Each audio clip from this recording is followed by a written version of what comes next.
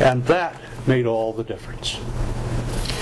And so on September 13th, 1979, federal historians met at the Forrestal Building in Washington, D.C. There was revolution in the air. The speakers at that conference were Alan Weinstein, later the Archivist of the United States and a professor at Smith College, and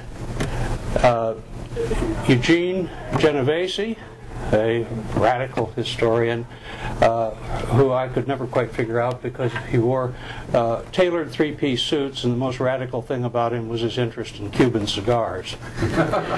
And Dick Kirkendall and Arnita.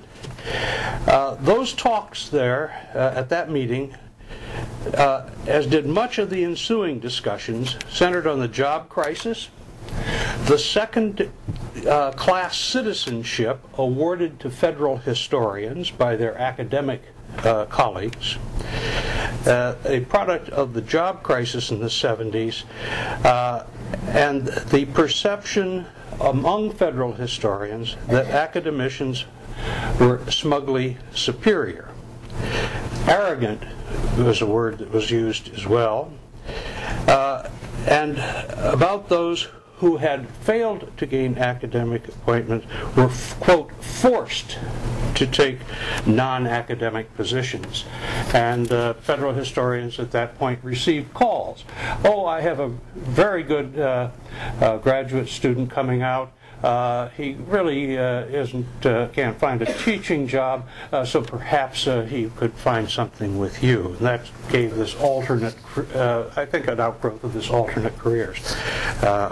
Now, of course, I assume that alternate careers are going into teaching.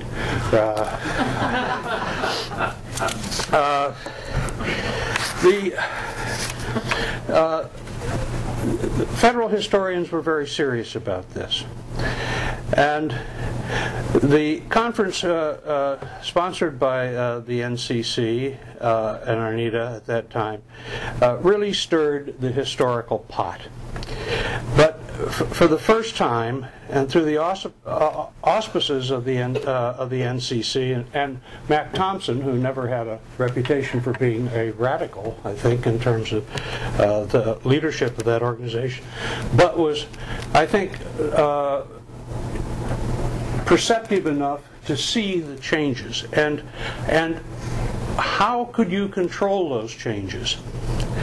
Because when you talked about new organizations, there was this talk about the balkanization, the division of the profession, and for a profession that is interested in change, historians are among the slowest to change or to accept it. But that afternoon of September 13th, there became a self-appointed ad hoc steering committee to look into a new organization that would become the Society for History in the Federal Government. Quite independent of this, at least from my perspective, was the movement out of the West, the West, from Santa Barbara, which Bob Kelly, I guess, had largely given title to as public history. Few, if any of us in Washington, knew what public history was, though because they were publicly hired, federal historians were called public historians then. Especially those public employees.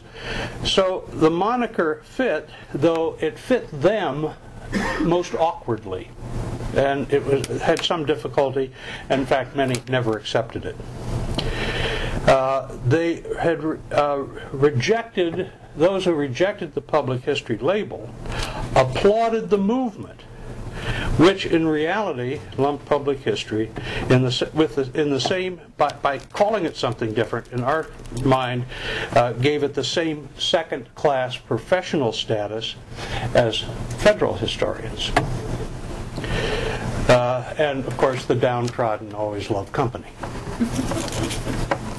The day following, September 14th, 1979, was the meeting Wes spoke about in the Archives Conference Room, room 100 of the Archives building downtown. There, a similar group, but larger, and fewer federal historians, gathered to discuss a public history movement. Wes was the chief leader around which it gathered, but it was a very diverse group, and we were talking about this last night, a more diverse group, I think, than the organization is today. That certain groups who were there simply have disappeared. People important to the organization like Robert Pomeroy, who was with the Inter-American Development Bank and an economist, not a historian, but someone very interested in what Wes and Santa Barbara and what public history wanted to do. And so the links of the founding of both the organizations, the National Council of Public History and the Society for History and the federal government, were forged. My role basically was to incorporate. I think I'm the only one who was on the incorporation papers of both organizations, and I served as the first executive secretary of one and secretary-treasurer of the other. I have the bank book somewhere of the National Council, or wherever they are. So it was those two meetings that provided the critical mass, and in federal history, that critical mass were the younger historians. Many of those people who had come out of graduate school, did not find jobs in the academy, and went into the federal government, the National Archives, and elsewhere. Almost all of us, almost all of us were under the age of 45. They had come through that incredible shrinking job market, and we talked about the lost generation of historians, but this was a lost generation of teaching, of people who abandoned teaching for positions in the National Archives or military history programs. And these were the largest employers of federal historians. And I count myself among them, though I was not a federal historian, but working on a federal history project, were young and restless, and didn't know any better, and that was a pretty heady combination. The Society for History and the federal government had a different set of concerns than those who were more academically disposed in the public history group. They wanted to change the description for historian in the federal job requirement to actually have a historian, to be a historian in the federal government, to actually have a degree in history.